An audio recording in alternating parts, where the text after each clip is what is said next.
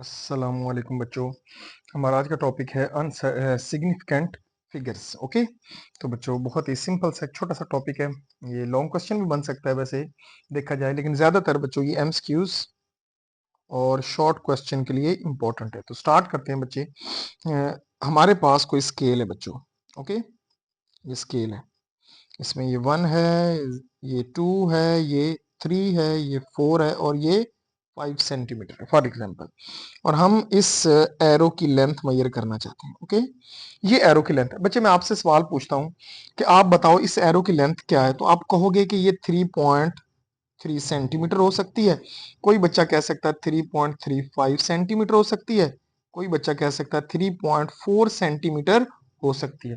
तो अगर आप तीनों यानी ए बच्चा है, बी है और सी है, तीनों का गैस चेक करो, तो उसमें बच्चों एक चीज आप लोग नोट करोगे कि 3 तो कंफर्म है, 3 100% है।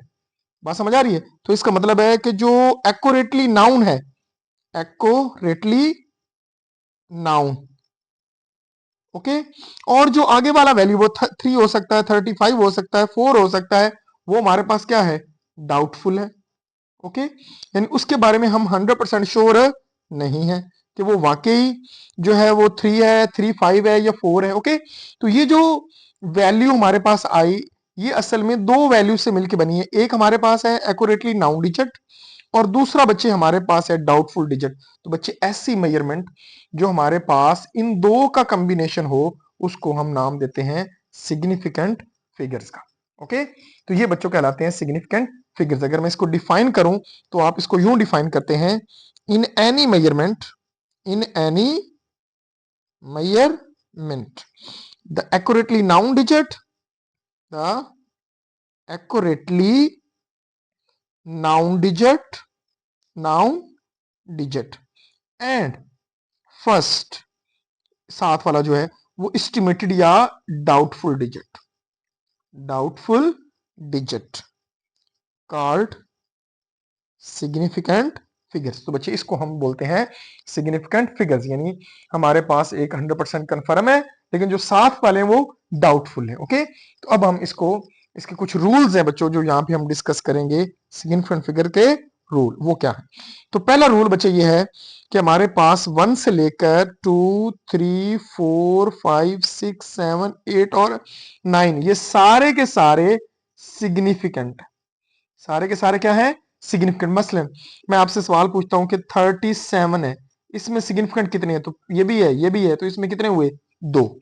दूसरा रूल बच्चे हमारे पास है, अगर 0 बिटवीन सिग्निफिकेंट आ जाए, यानी इन 9 के 1 से लेकर 9 तक इनके दरमियान 0 आ जाए, तो वो भी सिग्निफिकेंट होगा, वो भी क्या होगा, सिग्निफिकेंट। फॉर एग्जाम्पल 2007, अब 2 भी है, 7 ही, दरमियान वाले 0 भी शामिल हो जाएंगे, तो इसमें कितने बन जाएंगे, 4 बन जाएंगे बच्चे। ओके, आप कोई और एग्जाम्पल ले लो, आप ले लो 101, इसमें कितने हुए, 3 हुए। ओके, तो इस तरह बच्चे 0 अगर दरमियान में आ जाए तो वो सिग्निफिकेंट होगा।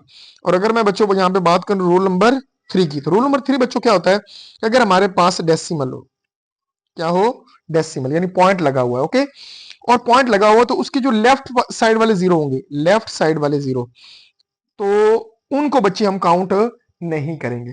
तो हम काउंट कहां से स्टार्ट करते हैं, फर्स्ट नॉन 0 डिजिट के बाद। ओके, मैं एग्जांपल देता हूं, फॉर एग्जांपल 0.0027। ओके, अब बच्चे आपको पता है डेसिमल लग गया, तो यहां पे अब हमने देखना है पहला नॉन 0 डिजिट 2 है, तो हमने काउंटिंग स्टार्ट करनी है 2 से आगे, 2 और दूसरा क्या है 7, तो इसमें सिग्निफिकेंट फिगर्स कितने हुए, 2।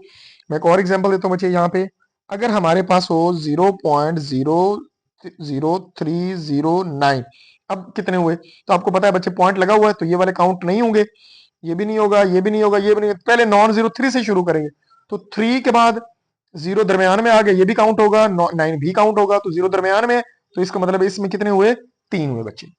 अगर मैं रूल नंबर 4 की बात करूं कि जो डेसिमल है, डेसिमल हमने प्लेस किया हुआ है और उसके जो राइट साइड वाले 0 है वो काउंट होते हैं, यानी वो सिग्निफिकेंट होते हैं। सिग्निफिकेंट वो कैसे होते हैं, एग्जांपल लेते हैं 3.10, लो जी। अब बच्चे पॉइंट लगा हुआ है तो ये वाले 0 काउंट होंगे, तो इसमें देखो 1 2 और 3। तो इसमें सिग्निफिकेंट फिगर्स कितने हुए? 3 हुए। ओके, इसके अलावा बच्चे आपको एग्जांपल और ले लो 2.400। अब इसमें कितने हुए? पॉइंट लग गया। पॉइंट लगने वाले राइट साइड वाले जीरो काउंट होंगे, लेफ्ट वाले नहीं होते थे लेकिन राइट वाले काउंट होंगे। तो इसमें बच्चों हमारे पास कितने आ गए?